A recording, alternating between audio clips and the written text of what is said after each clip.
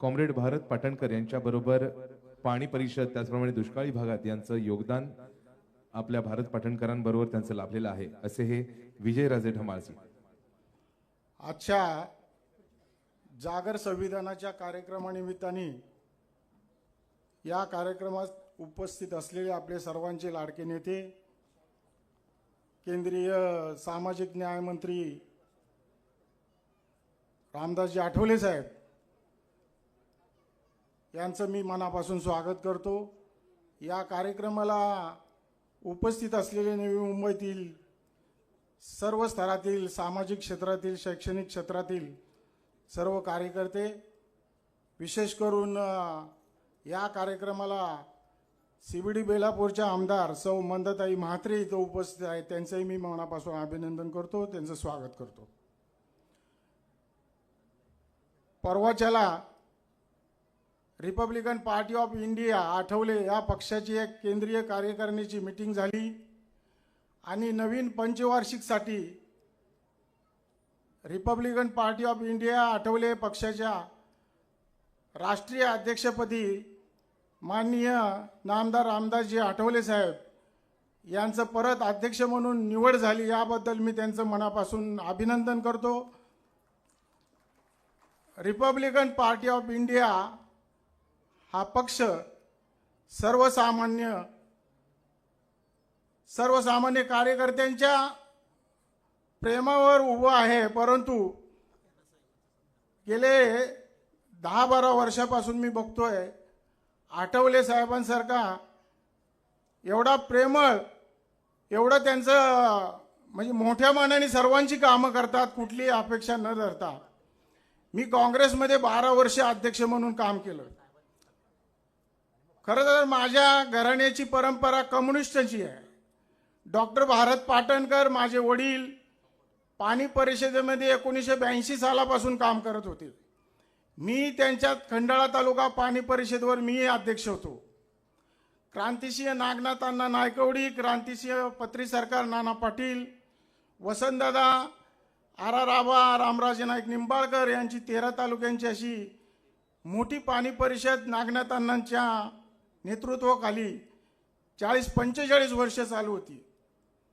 भारत पाटणकरांचं योगदान एवढं मोठं आहे, आपल्याला याचा उल्लेख मी करणं गरजेचं आहे, कारण त्यांची तब्येत बरी नसल्यामुळं ते आलेले नाहीत. भारत पाटणकरांनी 1962 साली महाराष्ट्राचा पुनर्वसनचा कायदा बदलून ज्या पश्चिम महाराष्ट्रामध्ये 36 धरणं बांधली, त्या धरणामध्ये जे खेडेगाव होती, जमिनीचा मोबदला म्हणून गावचं मंदिर असेल, शिक्षण संस्था असेल, ग्रामदैवत ज्या पद्धतीत पुनर्वसन शासनाने केलं पाहिजे, या 1962 साली कायद्यात बदल करून भरघोस मदत पुनर्वसनच्या सर्व शेतकऱ्यांना, पूरग्रस्तांना भारत पाटणकर साहेबांनी मिळवून दिली. हा लढा एवढा सोपा नव्हता. मी त्यांच्याबरोबर काम करत होतो. सातारा जिल्हा, कोल्हापूर जिल्हा, सांगली जिल्हा या जिल्ह्याच्या जिल्हाधिकार्यालयासमोर 2-2 महिने महिला, लहान मुलांसहित धरणे आंदोलन धरावी लागली. मुंबईला आझाद मैदानावर आंदोलनं झाली.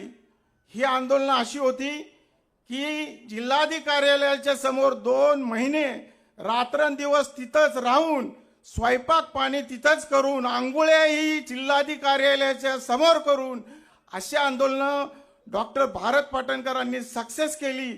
म्हणून पुनर्वसनाचे 99% कामं पूर्णपणे सुटलेले आहेत. इथं उल्लेख मला करूशी वाटतो, 1962 साली कोयनेचं धरण झालं. 1962 सालापर्यंत आजपर्यंत कोयनेच्या धरणाचे अजूनही प्रश्न प्रलंबित आहेत. माझी आठवले साहेबांना विनंती आहे, पश्चिम महाराष्ट्रामध्ये आपण केंद्रीय मंत्री म्हणून आपल्याकडे फार आपुलक्याने बघितलं जातं. सर्वसामान्यांचे प्रश्न आपण सोडवत असता. कोयनेच्या प्रकल्पग्रस्तामध्ये म्हणजे 2 वर्षापूर्वी लँडस्लायडिंग झालं. रात्री 11:30-12 वाजता आठवले साहेब, मी, अशोक बापू गायकवाड, आम्ही सर्व, म्हणजे मी तर आठवले साहेबांना बोललो, साहेब गाडी जाणार नाही, चिखलाचा रस्ता आहे सगळा. आपण तिथं लाईट नाही, त्या स्लायडिंग झालेल्या लोकांना बरेच लोक मृत्युमुखी पडली होती. ती लोक शाळेमध्ये त्यांना ठेवलं होतं, लाईट नव्हती. साहेबांनी मोबाईलची बॅटरी लावून तिथं भाषण केलेलं आहे. सर्व देशामध्ये राजकारणी लोक फिरतात, ते फक्त आपापल्या मतदारसंघ शाबूत राहण्यासाठी. आठवले साहेब कुठं मला मतदान मिळेल यासाठी कुठंही देशभर फिरत नाहीत.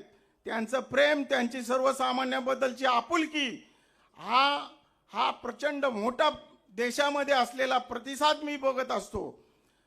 रिपब्लिकन पार्टी ऑफ इंडिया हा पक्ष देशातल्या सर्व स्तरामध्ये, सर्व राज्यामध्ये, एवन सर्व जिल्ह्यामध्ये, पांडेचेरी असेल, दीव दमण असेल, छोट्या छोट्या राज्यामध्ये हा पक्ष जातो. तो फक्त पैशामुळे नाही. ज्या महासत्ताच्या मोठ्या मोठे पक्ष आहेत त्यांच्याकडे प्रचंड आर्थिक शक्ती आहे, परंतु आपल्याकडे Republican Party of India, doctor Babasaheb आंबेडकरांचा विचार, गौतम बुद्धाचा विचार, हे आर्थिक सत्तेपेक्षा फार मोठी शक्ती आहे. आणि यामुळे रिपब्लिकन पार्टी या पक्षाची जोरदार सुरुवात आहे. माझी सर्वांना नम्र विनंती आहे, आपण रिपब्लिकन पार्टी या पक्षाला भरघोस हाताने आर्थिक मदत करणे गरजेचे आहे. आणि आज या जागर संविधानाचा हा कार्यक्रम अत्यंत उत्कृष्ट केला, याबद्दल मी सर्व कार्यकर्त्यांच्या, सर्व स्तरातील लोकांचा मी परत एकदा अभिनंदन करतो, त्यांचा आभार मानतो आणि मी थांबतो. जय हिंद, जय भारत, जय संविधान, जय भीम.